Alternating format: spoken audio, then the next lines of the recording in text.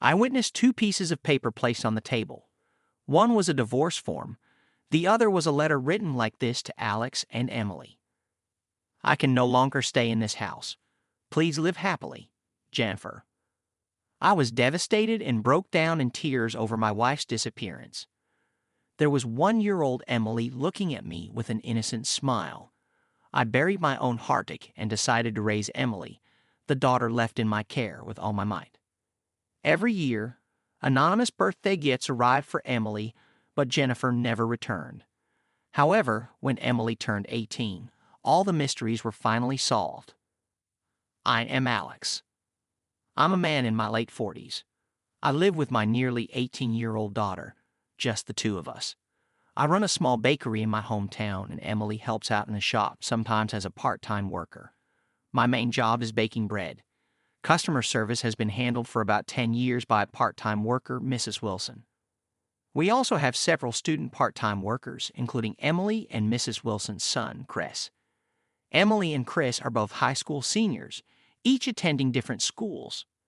They went to the same elementary and junior high schools, and they see each other at the bakery, so they kind of have a brother-sister relationship. When Mrs. Wilson, Chris, Emily, and I are all together, someone looking from the outside might think we're a close-knit family of 4. In fact, I'd had customers say that to us, and I've responded, it might look that way, but it's not the case. My wife, Emily's mother, suddenly disappeared when Emily was just over a year old. Jennifer and I met in a college club. We were both mystery novel enthusiasts and belonged to the same mystery book club. But without any real-life mysteries or strange cases to solve, we were drawn to each other in a very ordinary way and started dating. After bookstores, our most frequent date destinations were bakeries. We both loved bread so much that we traveled far to queue up at famous bakeries. In college, I was in the literature department, vaguely aspiring to be a novelist, but I realized I didn't have much literary talent. During job hunting season, I was in a state of limbo, unsure of what to do. While Jennifer, who was in the nursing department, became busy with her studies, I was left to ponder what I should do next. In the end, unrelated to mysteries, I went to a baking school, and Jennifer graduated from the College of Nursing and started working at a university hospital. Jennifer often said, "I'll support you until you can open your own shop," but I tried my best not to let it come to that. Balancing school and part-time work, we both probably thought we would get married eventually, but I felt I needed to be able to support Jennifer sooner rather than later. Despite her busy schedule with night shifts and me cutting down on sleep to study and work, we both worked hard for our future. Even though we couldn't spend as much time together as during our student days, fortunately, after finishing my specialized training and a few years of apprenticeship, I was able to open my own bakery. Luckily, it was featured in a magazine right from the start, and I had a smooth beginning. Jennifer had reached a position somewhere between mid-level and senior at the hospital. I made Jennifer wait until we were nearly 30, but I finally proposed, and we got married without a hitch. Jennifer switched jobs from the university hospital to a local long-established hospital so she could help out at the bakery. This hospital, Riverside Hospital, located in the heart of the city, had been there for a long time and had many departments like a university hospital. I had been there before for things like colds or tonsillitis. Unlike the university hospital, Riverside Hospital offered quick care for even minor symptoms and had more flexible work schedules. Jennifer started working there part-time. However, that didn't last long as we were soon blessed with a child, and Jennifer went on maternity leave. After a few months of working, most women working at Riverside Hospital had their babies there, and Jennifer did the same. The day Jennifer went into labor, I closed the bakery temporarily and took her to Riverside Hospital. It seemed somewhat dimmer and quieter than I remembered, but I couldn't afford to dwell on such things. So I sat in the old faded chair in the hallway under the dim lights, fervently praying until I heard the baby's first cry. Jennifer safely gave birth to a healthy baby girl. According to the hospital's policy, Jennifer was able to take maternity leave until the day before Emily turned 1. After spending as much time as possible with Emily, Jennifer returned to work.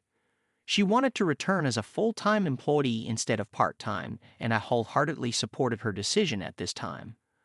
I believe Jennifer wanted to restart her career as a nurse, which she hadn't actively pursued, while supporting me since my plans for opening a shop were uncertain. She'd have stayed at the university hospital instead of moving to better opportunities. I wanted my wife, who had been so accommodating to my career, to do as she pleased going forward. However, while Jennifer initially returned to work full of energy, after 3 months her exhaustion became apparent. I repeatedly told her, "You don't have to work so hard. The bakery is doing well, and even if Riverside Hospital doesn't work out, you have your RN license and can work anywhere. Why not take a break until Emily starts nursery?" But Jennifer just shook her head and didn't take a leave. Every time Jennifer left for work, Emily would cry her heart out every day. I keenly felt how important mother's presence is to a child. However, I couldn't ignore Jennifer's desire to work. I made an effort to take on more household and child care responsibilities to ease Jennifer's burden. It was about 6 months after Jennifer returned to work when something unbelievable happened. Early one morning, after going to the bakery to prepare dough and returning home before opening, I saw 2 pieces of paper on the table. One was a divorce form. The other was a letter that read, "To Alex and Emily, please forgive my selfishness. I can no longer stay in this house. Please do not try to find me. Please live happily, Jennifer." I broke down in tears, overwhelmed with shock. There was Emily, smiling at me without a care in the world. I held her while sobbing and blamed myself. It must have been my fault. Lately, I have been so busy that I haven't been kind to Jennifer. She must have grown tired of me unknowingly. I must have ignored or taken Jennifer's feelings for granted. Maybe, just maybe, Jennifer found someone better. I tortured myself with these thoughts filled with regret and self-reproach. But no matter how hard it was, I knew I had to raise Emily happily. When I looked at Emily's face, unaware of her mother's disappearance, she innocently shouted "Baba" in joy. Truth is stranger than fiction. I never wanted to experience such a thing firsthand. Mysteries where resolution is always waiting are completely different from real life. I continued crying, believing that the only solution was for Jennifer to return. Later, when I calmed down and looked around the room, Jennifer's belongings had completely vanished. Emily cried every day, missing Jennifer. I couldn't calm my heart in those days, but I knew I had to regain my composure as quickly as possible and focus on raising Emily, ignoring my own pain. I realized that living each day properly was the best I could do.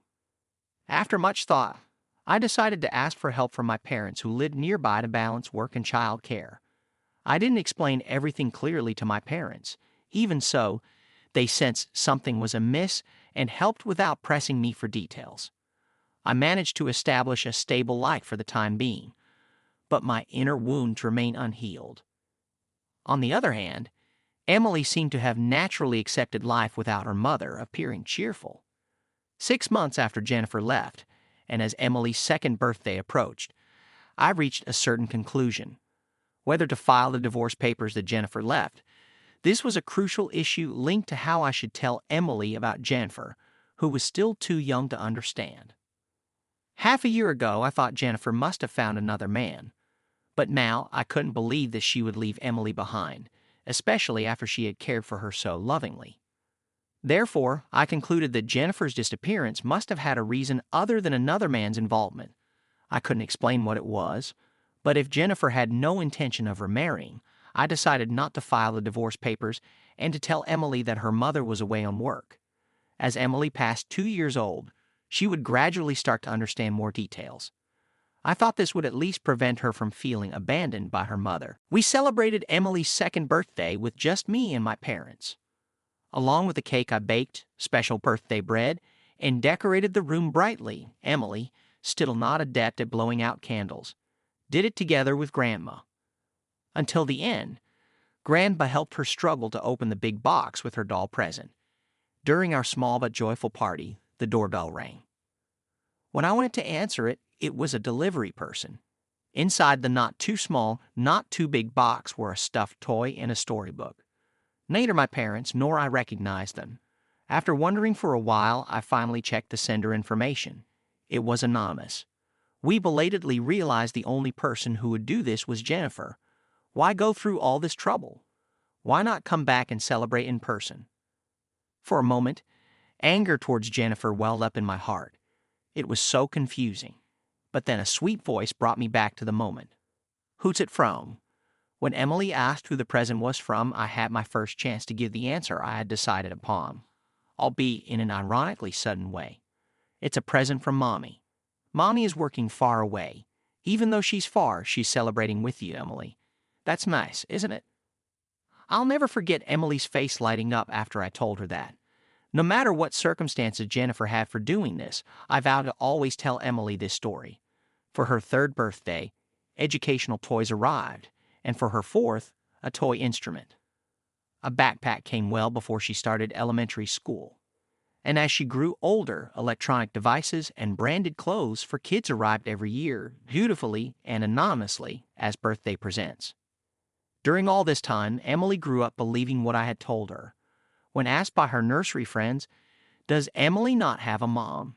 she would reply, "I do. She's far away, working as a nurse. My mom is amazing, just as I had taught her." When Emily was 8 years old, a mother and her son moved into the vacant house across the street. They were Mrs. Wilson and her son, Chris, who still works part-time for me. Mrs. Wilson openly shared with me that she had divorced due to her ex-husband's involvement in a criminal case and had come to start anew as a single mother. Coincidentally, I was looking for a part-time employee at that time. Feeling it was fate, I immediately asked if she would work at the bakery, and she accepted. Chris, who is the same age as Emily, was a very honest, cheerful, and good kid. When Emily innocently asked him, "He's your dad, also working far away?"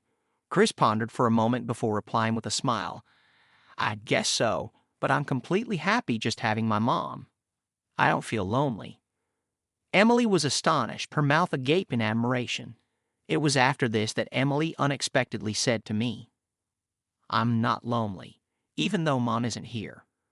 Until then, Emily often asked me when Jennifer would return and if we could call her.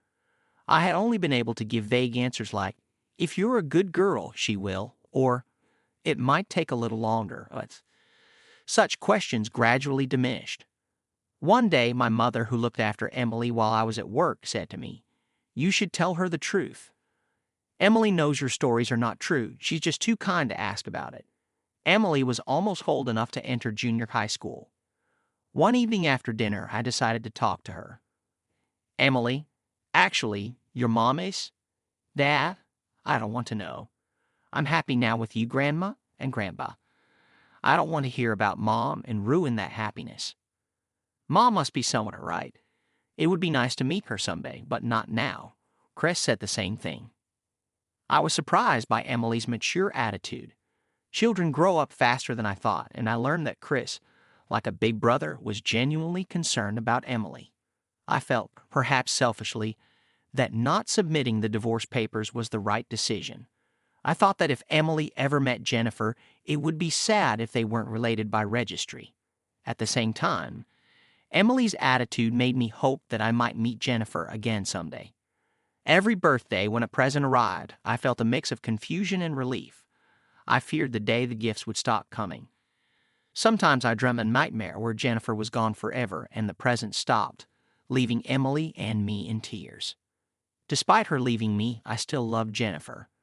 Mrs. Wilson and I raised Emily and Chris together, helping each other out for 3 years. In junior high school, they were in the same class, which I considered a miraculous fate.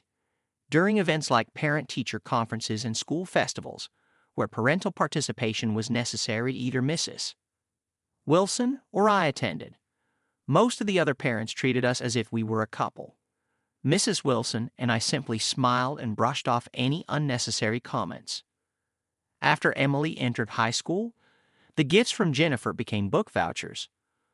"I don't really read books," Emily would grumble. I tried recommending the mystery novels I used to enjoy, but she didn't seem to find them interesting. I picked up a book Emily had left on the sofa, flipping through it casually. It was the latest installment in a series by an author I used to read all the time. A wave of nostalgia washed over me. It was the newest book I had, but there must be even newer ones in the bookstores now. Since Jennifer left, I had stopped reading novels, partly due to a lack of time, but mostly because I no longer found reality in stories where planned plot lines were neatly resolved in the end. If reality were like a mystery novel, the story wouldn't make sense with Jennifer not returning for over a decade. There's no sign of a day when Emily and I can clap our hands and say that all our sadness and suffering were for this ending. So I have to conclude that novels and reality are indeed different. There are no fairy tales in real life. I closed the novel, placed it on the table, and went to the bakery for the afternoon preparation. That night, as I recall, Mrs. Wilson's gas stove broke or something, and we ended up having dinner together at my place, all four of us. This kind of thing had happened a few times before. During dinner, Chris asked to borrow the novel. I only skimmed through it, but it wasn't very interesting, Emily interjected. I chided her gently.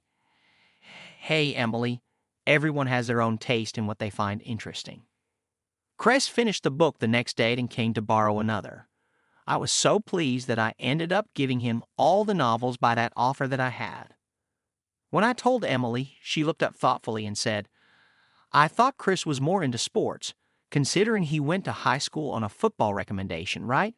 When I asked Emily, she replied nonchalantly, Chris wants to be a police officer, but you know if you have a criminal in a family, you can't become one, right? I think Chris knows that. I was at a loss for words.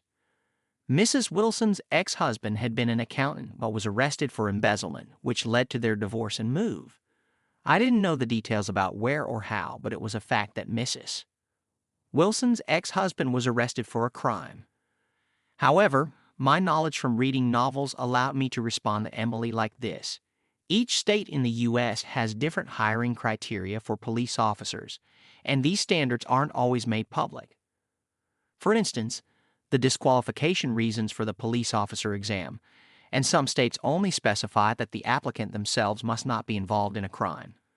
So it's not entirely accurate to say that Chris doesn't qualify. I understood that it was probably a long shot, but I chose to focus on the hopeful aspect. Wow, so it's not completely impossible for him to become a police officer? That's great.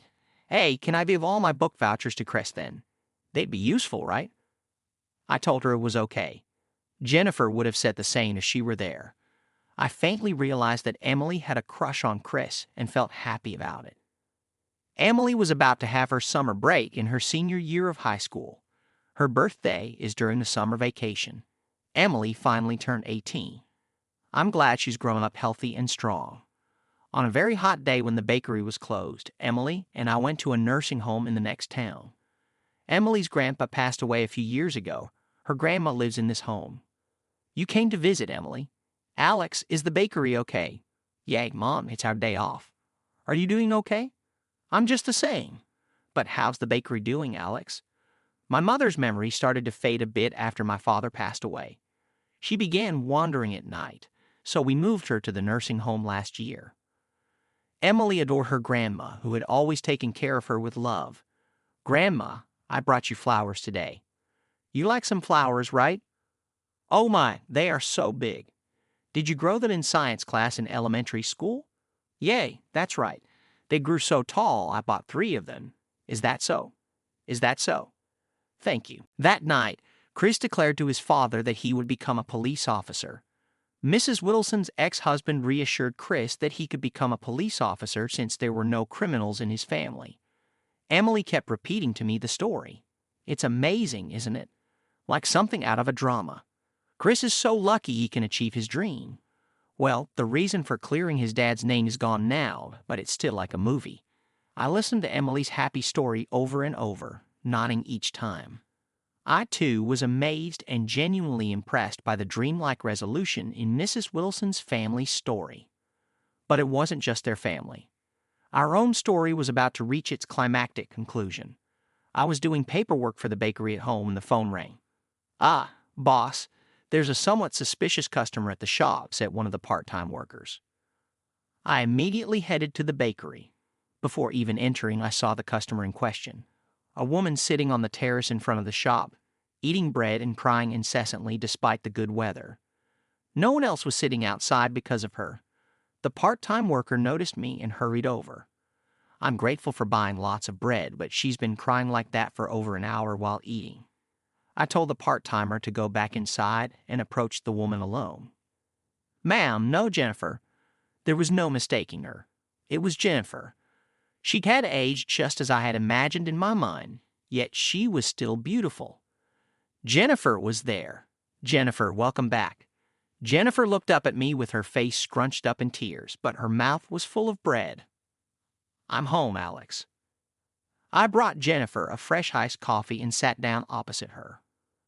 "Are you finished eating? Would you like some more?" Jennifer shook her head no. It seemed odd to me that she looked so sad. For my part, I was a bit at a loss for where to begin. I was careful not to ask in a way that might make Jennifer suspicious or drive her away again. The more cautious I tried to be, the deeper the silence grew. Jennifer didn't start talking either, just looked down. After about 10 minutes of silence, I made up my mind to start the conversation. "Have you been well?" "Yes. How about you and Emily?" "We're getting by, you know." "Jennifer, where?" Before I could ask where she had been, Jennifer quickly started talking over me. "Your wife and son, everyone looks so happy. That's great. I didn't come here to disrupt your new family. I missed your bread, and I thought I'd come when your wife wasn't here. But then I started eating, and I couldn't help but cry." I didn't immediately grasp the context of Jennifer's words, but as I kept listening, it began to make sense. "I saw you by chance the other day. You were walking happily with your new wife, Emily, and the boy. It was such a bright scene in the sunset. I didn't know whether to feel happy or sad, but I should say congratulations." Jennifer's habit when she lied poorly was to talk rapidly like this. I still remembered it well. "Carly," I said, "first, you should say congratulations to Emily, and about what you saw. Yes, Emily's 18 now, right? But she doesn't need me in her life. Maybe it's better not to tell her. I've been sending her presents for 16 years, but it was selfish of me. I thought you and Emily would be waiting, but I understand now that's not the case." Jennifer started to cry again. I couldn't hold back my tears either. Jennifer had intended to come back. I realized waiting for Jennifer had been the right decision. This realization made me feel like my 17 years of patience had been rewarded, and all the tension I had been holding inside me loosened, crying. I told Jennifer that I had never filed for divorce and had been waiting for her all this time, and that Mrs. Wilson and Chris were not a new family for us. Jennifer broke down crying even more, but then revealed an astonishing mystery from her side. 17 years ago, when she turned to work at Riverside Hospital, Jennifer accidentally overheard a conversation between the director and the hospital's accountant. It was clearly about covering up hospital malpractices and tax evasion. Unable to ignore what she had heard, she later visited the director's office. At first, the director dismissed her concerns as a misunderstanding, but as Jennifer kept coming back, he became irritated and finally threatened her. "Do you want to lose your job? If you keep sticking your nose in this, there will be consequences. I don't care if I'm fired. I will make this public. I can't tolerate wrongdoing." "Really? You might be okay, but what about your family? Your daughter is just a baby." The director began hinting at retaliation against her family. Jennifer, thinking he wouldn't actually harm her family, decided to inform her colleagues and superiors about the malpractice. But before she could, she was fired from the hospital and started noticing suspicious cars and people following her. Fearing for May and Emily's safety, she quietly left our home the next morning. She then moved to a different city, started working at a small clinic, and lived alone. When she saw the news about the accountant being arrested, she felt heartbroken but resigned to the fact that there was nothing she could do.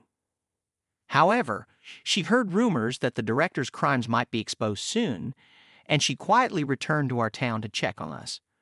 That's when she saw Mrs. Wilson, Chris, Emily, and me walking together happily and choked, quickly leaving after sharing our stories. I decided to ask Jennifer one more question. "So, Jennifer, Will you come back home with us if Emily is okay with it? I'd like to live together again. Then, if Emily agrees, we'll welcome you back into our family properly. Prioritizing Emily's feelings. I carefully arranged for Jennifer's return.